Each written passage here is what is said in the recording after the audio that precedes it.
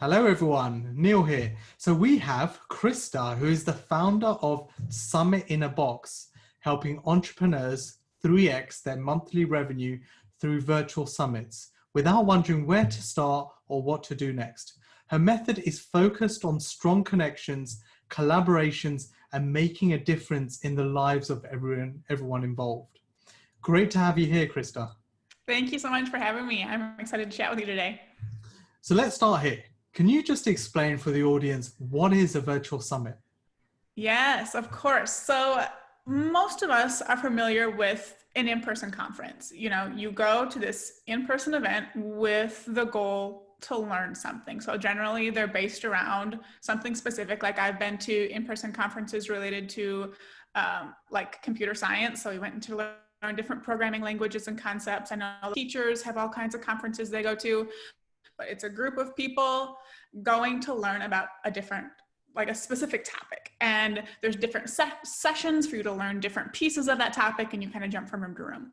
A virtual summit is basically that taken online. So it's generally one person hosting, sometimes there's co-hosts, but they have a specific audience that they want to solve a problem for. And that's really specific, an audience that has a problem that you can solve, and you're hosting this event to help them with that problem. You bring in a panel of experts to help, and each expert speaks on a specific piece of your topic. So, you know, your attendees can choose sessions to go to and get little bite-sized pieces of information to move forward in making progress on this. The types of virtual summits I teach are free to register and then have a paid upgrade. So that's kind of where the money comes in. It's really great for list building. And summits done well are really beneficial both for the host, the speakers, and the attendees. So it's like a really well-rounded thing that it's like a win-win-win for everybody. So they're really fun to put on, really fun to teach about, and I'm excited to chat about them today. But tell me about your story. Like, how did you fall into running virtual summits and specializing in this space? Yeah, 100% accident. So I started out doing WordPress development. So I partnered with designers. They would make these beautiful web design mockups, and I would go and make them on WordPress. And it got to a point after about 2 years where I was making the money I needed, things were fine, but I was like, now what? You know, I'm making the amount of money I need. My email list is I think I had like 400 or 500 people on my email list. It was small, but I was getting the clients I needed, so that was fine. But I was like, now what? You know, I'm not happy just like staying. I always want the next step.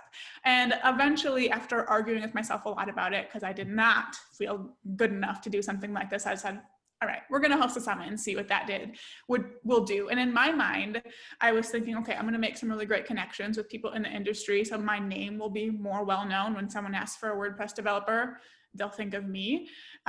Basically, I wanted to do it for the visibility. If I did some list building, that would be cool. If I could make a little bit of money, that was a bonus, but I wasn't even going there. So my goals for the summit were to maybe land a few clients, build my email list, and I was hoping to make like $3,000. Like, I don't even want to say it. I don't want to say that's my goal, but it would be really cool if I could make $3,000.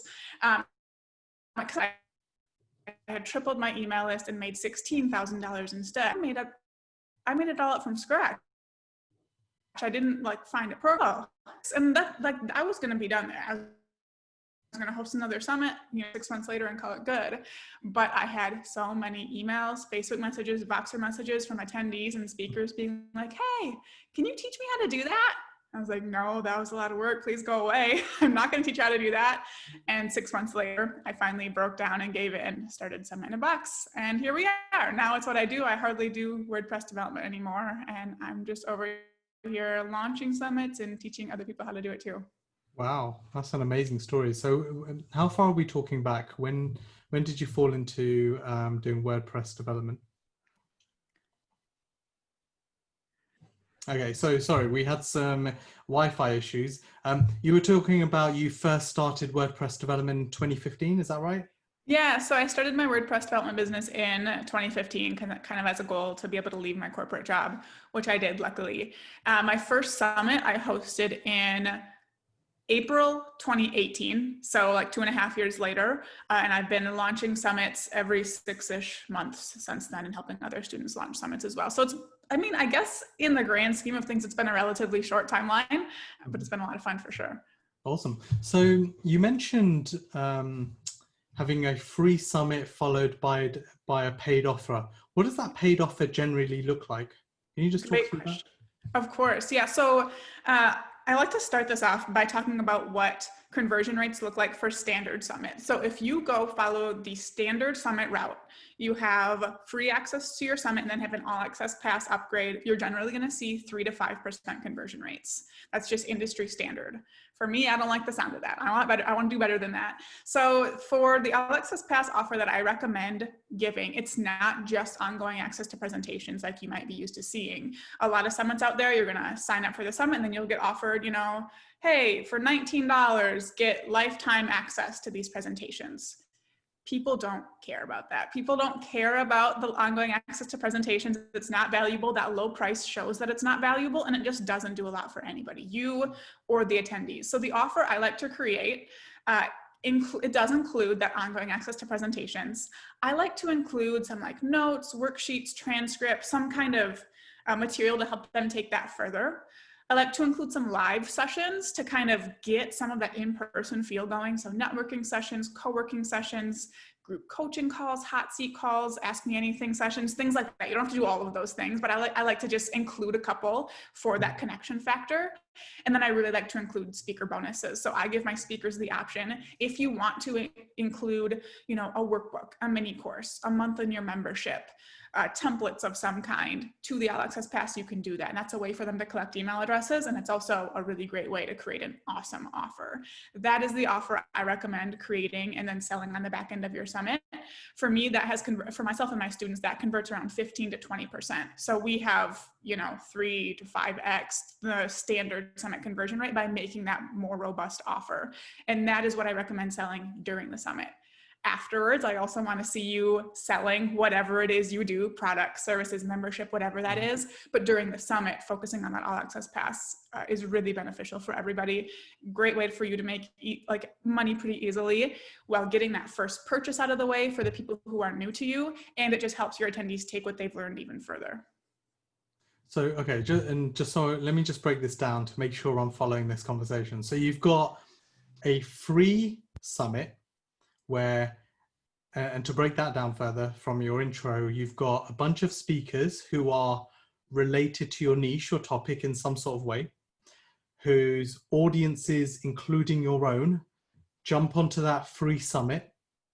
On the back of that summit, and by the way, we didn't talk about days. How long does the summit generally last? Yeah, I recommend 3 to 5 days. I've seen 1-day summits, I've seen 30-day summits, but I like the 3 to 5 range. Fine. So you've got the free 3 to 5 day range summit.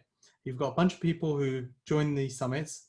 They then, on the back of the summit, are offered some sort of paid offer, which is a combination of the summit material, any bonuses from the speakers, and hot seats, coaching calls, workshops, whatever you agree to do. Now, how does that get agreed? Does the group itself, like all the speakers, agree what the end offer is, or is it the person who is offering the summit, who is the person in the hot seat of the summit? That's a great question. So I always decide that on my own. Right.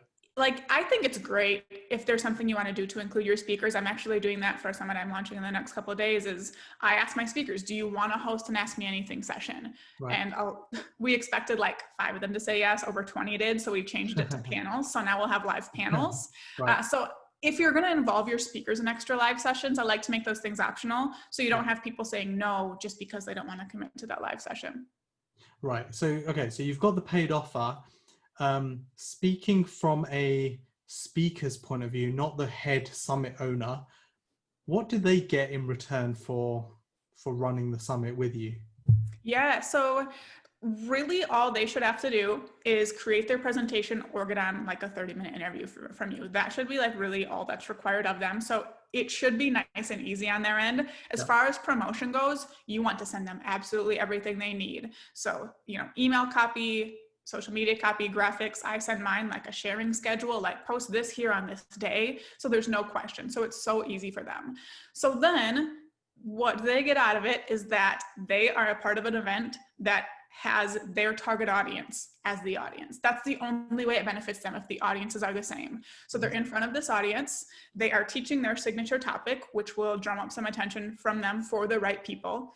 I like to let my speakers pitch a freebie at the end of that. So that's list building for them right there. They're going to get the best results by pitching a freebie, not something paid, and even better results if that freebie is related to their presentation. So they can get those people in the door and then put them through a funnel, have a tripwire, whatever they want to start making money off of it. And then if they decide to contribute to the All Access Pass, that is where like the most list building comes in. In my last summit, we sold almost 550 All Access passes. So that's that many people going over and claiming these offers from the speakers. And then those speakers have all those email addresses. So, you know, getting in front of that targeted audience and collecting those email addresses that they can, that are, you know, warm leads that are interested in what they have to offer are the main benefits to them. So you've got the free summit up front. Then when you say All Access Pass, is that the paid version, the paid offer right at the end? Yeah. And then once they've paid for that, and generally what's a price point for an All Access kind of paid offer right at the end? Yeah, so I've done between $47 and $247. So there's a wide range based on your audience and what you're going to include in there. I was thinking those figures as well. Like it can't be something too high, because from free to say $1,000 is just too big a jump. Exactly. Whereas free to $250 seems like a reasonable jump. And then I'm guessing at this point, the summit owners or the people who have contributed towards the summit now have those email addresses that, should they want to then take those conversations into a $250 to a $3,000 high ticket offer or $1,000, it's at that point they would do that, but they would do that within like the boundaries of their own brand. Is that a good overview? Yeah, that's perfect. And that's exactly why we take those steps. Is when people make that first purchase with you and see that you deliver, that makes them so much more likely to do it again. It also shows you who's serious. So it qualifies the leads you're getting to know, okay, who should I present my next step with, which is your products and services and everything. So yeah, that's perfect. Got it. Okay, this makes sense. So look, give me an example of a client that you've worked with, and what are some of the key ingredients that go into launching a successful summit?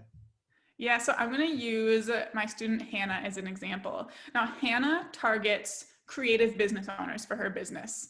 That is a wide audience. If you like ever hear me like talking like going into like my free class about summits, one of my like the big things I'm hitting on is do not host a summit for everybody. And in those, I'm giving examples like online business owners, creative business owners, women, don't do it.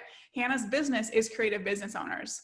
But what she did is she hosted, her first summit ever was for photographers. Her second was for beauty business owners. So really small subsets of her audience. And she did not start out, I think before her first summit, she had a couple hundred people on her email list. She got 900 people signed up with that first summit.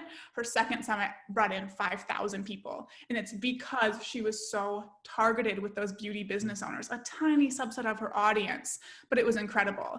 And I think she went on to make, I don't have her numbers in front of me, I want to say $34,000 through it. But she did such a great job. And I think it's because she did narrow down and because she showed up and people connected with her. I see a lot of summits out there where you might not even know who's hosting the dang thing because their face isn't on their registration page. They're not showing up. They're just sending you emails about this cool thing they have going on. But she was really relatable in it. She showed up. She showed up on social media. She focused on what her summit was going to give the attendees. So here's what you're going to get out of this thing. She wasn't just promoting a summit because, oh, it's cool, I'm running a summit. No, she was promoting a solution, and a solution to a problem and the benefits these people were going to get out of it. And she did that so well. And then she just continued to deliver on it throughout the event. And your attendees pick up on that as well. When even people who don't buy at first see you showing up and delivering and supporting attendees throughout the event, that's what makes them more likely to buy as the summit goes on. And you actually will see your conversion rates increase as the summit goes on, because people who said, no, I'm not interested in upgrading before will upgrade as the summit goes on based on how well you're showing up and serving these people and helping them. And she did that so well. And that is why she was able to get those results with what we would consider in this space a relatively small audience. How did she get in front of such a large audience? So I'm guessing organic plays a big part in that. So the fact that you've now got speakers or who all have an audience, and what else does she, what else did she do to get in front of even more people? Yeah, I don't know that she actually ran any paid ads or anything Right. like that. I think it was all her speakers. She was really specific in her speakers. She pitched speakers who had the audience of her summit. So, I think she did fill in a couple spots here and there with like, hey, I need someone to come talk about this marketing strategy. Yeah. Okay, I'll get someone who doesn't have the perfect audience. But for the most part, she was going for the people who had the audience she wanted. And since her summit was so specific to them, it grabs their attention just like that. Like, yeah, that's a problem I have. This is exactly for me. I'm going to sign up. So it is all about your speakers. And I've seen that too. For my first summit, I made $16,000, which was great. But compared to what I'm doing now, it wasn't as great. And it was because I didn't have those speakers down. I hadn't realized yet how important the speaker audiences were. My summits that I run up to this point have been for designers, and I was bringing in a lot of speakers who targeted creative business owners, a much wider audience. Well, for my most recent summit, I finally figured that out. It took me 4 times, but I figured it out and pitched almost all speakers who targeted designers, and that summit made $60,000. And that was the biggest difference, is getting those speakers right, and that's what Hannah did too. So just talk to me about that a bit more. That sounds really interesting, around choosing your speakers. Yeah. So how do you choose the right speaker? Yeah, I love that question. So I shouldn't say the biggest thing. There's 2 big things. The first one is you need to have speakers who have the same audience as your summit. It is so important. If you don't do that, if you just go pitch the first people you think of, your friends, it's not going to get you the results you want. Yeah, pitching is going to be easier. You're not going to be as uncomfortable because you're pitching people you know, but you're going to be kicking yourselves later when the results don't pay off. So that's number 1, the right audience. 2 is people who are willing and able to teach something concrete in a short amount of time. So you don't want people who are going to come and like deliver a crappy sales webinar where they're not really teaching you anything. They're just pitching the whole time and kind of teasing the audience like, hey, here's what you want. Buy this thing and you can get it. You don't want that. You want people who can come in a short amount of time, 15 to 30 minutes, teach something really meaningful, give a good action step or 2, and let the audience go on their way. Not everyone is willing or able to do that. So I like to find people who I'm seeing show up. For me, it's on Instagram stories, because I'm on Instagram all the time. So if I can find someone who has a good presence on Instagram, they are, doing short trainings every once in a while. Maybe they have a YouTube channel. If I can see them showing up in that way, I feel pretty confident. Right. For you, that might look different for everybody, of how you identify if this person's going to be a good fit. Yeah. But those are the top 2 things I look for. And selfishly speaking, do you look at the size of their audience? I usually don't. So really? I've been lucky up to this point in that when I'm searching for speakers, it's been a nice range, Sure. Like I said, I look on Instagram. So cool. A couple people I find have 30,000 followers, 50,000, 10,000, that's cool. But if I find someone who has something really cool to offer, like a great topic to talk about, and they target designers and they have 500 followers, I'll still pitch those people. I am cool with that, as long as they can bring something to the audience I'm reaching, and it has all balanced out so far. A lot of the times I've actually found that people in that middle or lower range bring in more people than the big names, because they're willing to share. They're excited. They're honored to be a part of this thing. They're not exactly, and they're not too good to promote. So they bring people, even if they don't have a huge audience. I love that. It's really thinking about your audience and the value that you bring them, as opposed to, the kind of selfishness behind it. Yeah. With a larger audience, I'm going to get more people. Okay, no, that's interesting. Let's talk about some benchmark numbers. So you shared some numbers already around conversions from summit to paid, or the all access pass, you called it, or whatever that looks like. Just, can you talk to me about the numbers, like the overall end-to-end numbers? So how many people would you expect, or would you target to enter into a summit? Does everyone actually, show up? Mm-hmm. What does that conversion look like? And then talk us through the rest of the steps. Yeah, I love talking about numbers. So the first thing I actually like to have people look at is their landing page to registration conversion rate. Because a lot of the times I'll get emails from someone saying, oh my gosh, no one's buying, what's going on? And I'll be like, well, how many people are registered? They'll be like, oh, 30. Okay, how many people have hit your registration page? 50. I'm like, you're actually doing great. So start with the registration page and see how many are converting to just signing up for that free offer. Right. For that, I like to see at least a 40% conversion rate from registration page to actually signing up. Again, this is where the audience is going to come into play. The more specific your audience is and the more specific of a problem your summit's solving, the higher that's going to be. My summits generally see a 65 to 75% conversion rate, but I like to aim for 40 for that free You're sign-up. referring to 40% who hit the landing page and actually go through to register, correct? Yeah. Okay. Yeah, exactly. That's kind of like my low range that I would be happy with. Yeah. So that's step one.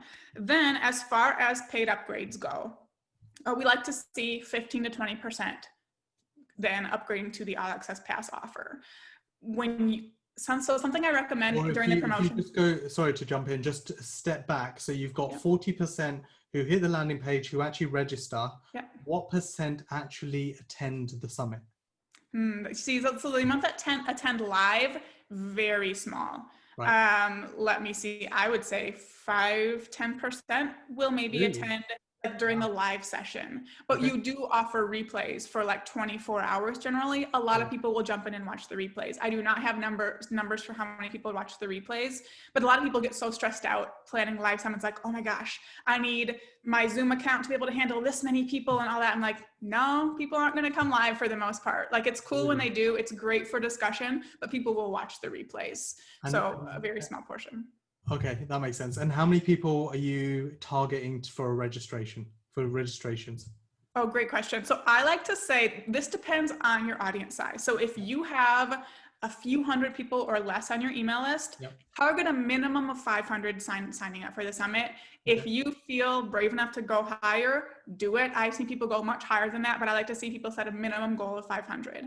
Right. If you're between, that 300 to 4,000 mark, plan to double or triple your email list size. And if you're above that, 1 to 2 times, like, increase your size once over or twice over. So it gets harder once you have like 10,000 people on your email list to be like, oh, you're going to double it. That's just harder to do, but you can expect very nice list growth from a summit for sure. Sounds amazing.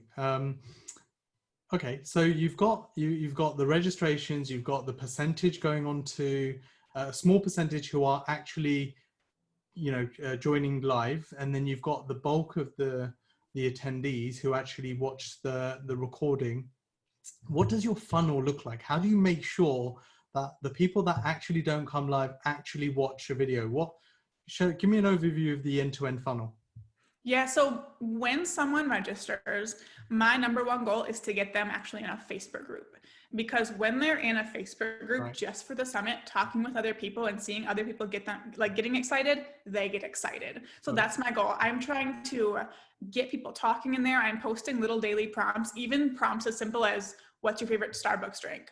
Post a picture of your pets, because if they talk once, they're so much more likely to be like, oh, this is a fun place, I'll talk again. And that's my goal. That's the number one way to get people watching, is to get them just engaging for fun in the group.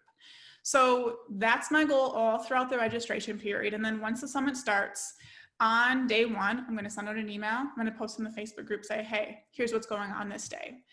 Then again, we go back to that Facebook group. Throughout the day, I am shouting out different presentations, being like, oh my gosh, I love this presentation by so-and-so, like, so much. Here's my biggest takeaway. What's yours? To get people sharing their biggest takeaway again. So other people who maybe are just jumping on Facebook casually are going to see that, oh, that sounds really cool. I want to go watch that one, which I know happens. And it also has, I've seen it encourage people to upgrade to the All Access Pass too, by someone coming in and saying, oh my gosh, I love this bonus so much. And they're like, where do I get that? And then they go get it. So that's really cool too. The discussion in the Facebook group is the biggest piece. I also have like a bingo card, and they can mark off spots on their bingo card by attending presentations, implementing action steps from presentations, things like that. And then at the end of the day, you send like a daily digest. This is something that was recommended to me by a friend, Desilda Davis. She specializes in customer journey. She says at the end of the day, send an email, post on the Facebook group with like the top takeaway from every presentation. So people who maybe their attention wasn't grabbed by the title of a presentation, that biggest takeaway might be what they needed to be like, oh, I actually want to hear about that, and we'll go watch. Right. Okay, that makes sense. So just taking a step back here, um, on the overall strategy, have you got, when you're looking at you're working with someone and they're running their first virtual summit, is there a particular goal that you're trying to get your audience to achieve in that free summit? Or is it just information around a particular topic? What does that journey look like? You know, the first summit, then the paid. What's the strategy around that? I love that question. That's actually really cool.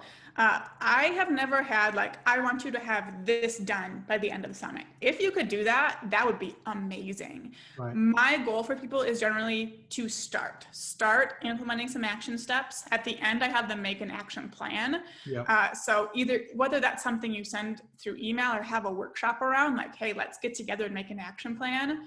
That's giving them so much.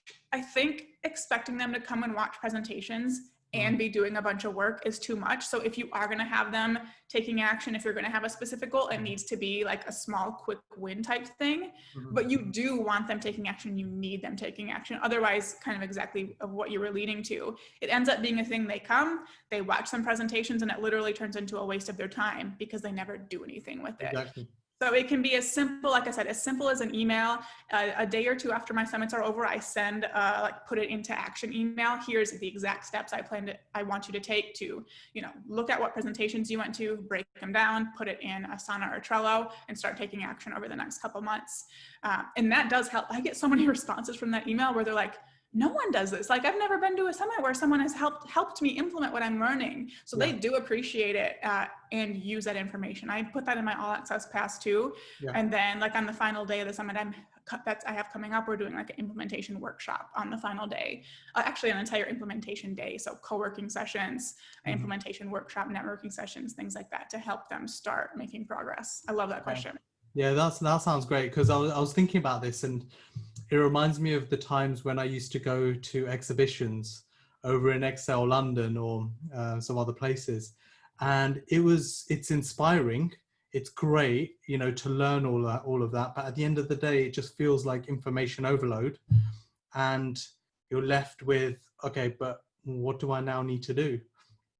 And talking through your implementation steps and how you then actually getting people to apply this for themselves, that just makes a lot of sense. But it's that journey, isn't it? It's like how you take that person from like procrastination, working unproductively and information for the sake of information, to actually applying it to their business. I think that for me is where you then have customers who then tell other customers, right?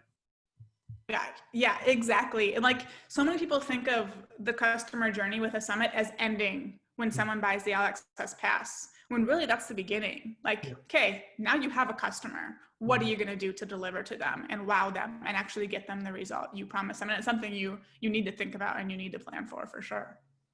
Yeah, I mean, we just talking from own experience, non-virtual summit related, was we recently launched a training program 2 months ago now. And what we found is in our first launch, where people were struggling with what they needed to do to implement it. And so what we decided to do was add a workbook and just tell them, look, do this now, check this box. And actually just giving them something like that along with the program just goes so far, right? It doesn't need to take a ton of work, or it's just trying to I mean, we can actually, we've got a bunch of other ideas and we can do a lot better as well. But just taking that first step and putting it into an action plan or an implementation checklist really helps people to solidify what it is they're learning. Exactly. And yeah, for the summit I have coming up, we are doing worksheets for every presentation. And that's going to be in our all access passes full worksheets, but even the free, just people who sign up for the free version are getting like an action step checklist. So they have something to look back on, and it goes so far. It's silly, like how much more action we're willing to take if we just have a worksheet or we just have a checklist. Like, I don't know, that's all we need. And it helps us actually do things. I guess we're lucky that it's that easy to make people take action. So Krista, let's turn the table from virtual summits towards you. I'd love to hear more about how you've grown the business outside of virtual summits. I appreciate this question might end up not being not being one of those questions where we can get an answer outside of summits, but I thought I'd try. What's worked for you? Like, how have you grown over the last from 2015, so over the last 4 or 5 years, or just less, to get in front of more people, get more clients, and get more people, I guess, buying your summits? Yeah, so the biggest thing I've done has been summits, but I will say something other than summits. The number one biggest thing I've done outside of that is putting an evergreen webinar up that actually works and actually converts. And before it happened for me, this would have been something where I was like, okay, like, heard it before, never gonna work for me kind of thing. But when you know how to talk to your people and you really truly understand what they need, what they're struggling with, and have a solution for them, like, that sells. So I have a program like that. It solves people's pain points. It makes summits so much easier for them. And that's something I have running on Evergreen with a webinar. And over the past few months, so this year alone, so it's August as of the time we're recording this, I've already made four or five times more this year than I made all of last year. Wow. Because I have this product that sells on Evergreen. So I would say that's like the number one strategy I've used to grow outside of summits. And just to go into a bit more detail on that, so is that part of your email list? Is it linked to virtual summits? Is that essentially what you're, talk us through that funnel? Yeah, so this does not have to do with my web development business, all for the Summit in a Box business. And it starts out with a free masterclass offer. And so, I mean, people can come right to my website and see it, sign up for it. It's like the main option I have on my website. If someone joins through another freebie or something else, they join my Facebook group, we're like, hey, go watch this masterclass. Mm-hmm. It's a really awesome masterclass. People learn. I have a workbook for them. They take action. But at the end, if someone was like, heck yeah, I want to host a summit, but it sounds like a lot of work, I'm like, here, let me make it easy for you. Mm-hmm. And that's when I present my offer to them. So that has worked really well for us. If someone goes through that and does not buy, or they sign up and don't watch, they go into another email sequence we have where it's like a 6-month long email sequence with the goal of getting them back in that workshop. So we send them, every week we send them like some really valuable piece of content, no pitch, no mention of anything. It's just, here's something to help you with the summit. But then once every other week, we're like, hey, here's like, I hit on an angle and be like, if you want to learn more, here's the masterclass, with the goal of getting them back in there. And that has helped a ton. And people love it, whether or not they buy, they've really been enjoying it, but it's been growing our business as well. So does that mean people are signing up to see the masterclass? They're not necessarily watching it, or they are watching it, but they're not following through. So you're then keeping in touch, you're educating, inspiring, and then every other week, you're then asking them to watch the masterclass. And it's at that point, if they wanted to take it further, they would then, what's the next step? Is it booking a call with you? Is it buying something online without your involvement? What does that look like? Yeah, so I mean, we have about a 7% conversion rate from the live webinar. So people buy there, great. But the next step, if they went through that email sequence and then decide, okay, I'm going to watch again, their choice is to buy right from that webinar again, or from our follow-up email sequence. We don't take sales calls or anything like that. We have a pretty low price payment plan, so I don't feel like that's something we need to offer. But right from that webinar is like the only place we make sales, unless we decide to do a live launch. But I'm not a huge fan of live launching outside of a summit, so that's not something we tend to do. Sounds great. Sounds really good. I love the kind of simplicity behind it. I'm sure it's very complicated behind the scenes with all the emails and the tags and all of that stuff. But yeah, that sounds great. I noticed you are podcasting as well. How does that work for your business? Yeah, so honestly, my podcast is just the way I get content out there. I do not like writing blog posts or formatting them or worrying about all that. So literally the podcast does not start as like a strategy type thing. Right. It's like, I need to create content, so I have resources to direct my people to. A podcast is the way I'm going to do it. So that has been great, but it has ended up getting us a decent amount of subscribers. Honestly, I do not look at my podcast numbers as closely as I should. But I know a lot of people come into our Facebook group from that podcast. We direct them there from the podcast. We get them to watch the masterclass or opt into other things from the podcast. So it's easy for me to create. But my favorite thing about it is we have a Facebook group that has 2,000 people in it right now. So when someone posts a question and they're like, hey, how do I do this? All my team has to do is be like, hey, here's episode 60 of the podcast. Go check that out. It Nice. has everything you need, and it saves us so much time and from answering the same question over and over and over. So I would say that's the biggest benefit for us at this point. So I'm really happy you've said that, because I've been almost saying that same thing for 3.5 years. And I think this is the very first time someone else has said it. So first of all, that's like a big celebration in my head. I'm just going crazy right now. But, and the reason I bring it up is a slightly different angle. I love to create content online. You know, we're a content agency. We create content for our clients. And I personally love to create content. My kind of bag right now is YouTube. It's blogging as well, all of the last couple of years.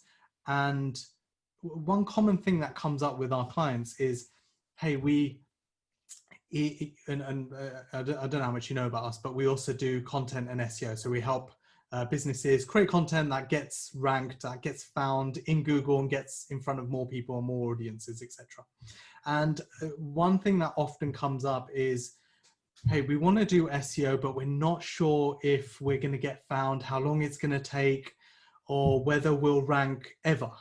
And the first thing I bring up is, and I bring this up out of experience, is when I'm doing sales calls or I'm meeting new customers, they're constantly asking me questions that are very similar to what people are searching for. So my number one kind of go-to for this solution is like, why am I answering the same question over and over again when actually I could write a blog post around it or create a YouTube video? I could at the same time optimize it for SEO, but the fact that it ranks in Google and gets found in Google is almost like a bonus. It's not really the reason why I'm doing that.